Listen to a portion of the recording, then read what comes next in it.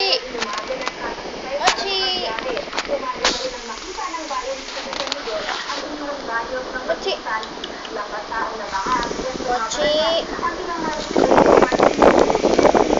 Mochi! Mochi!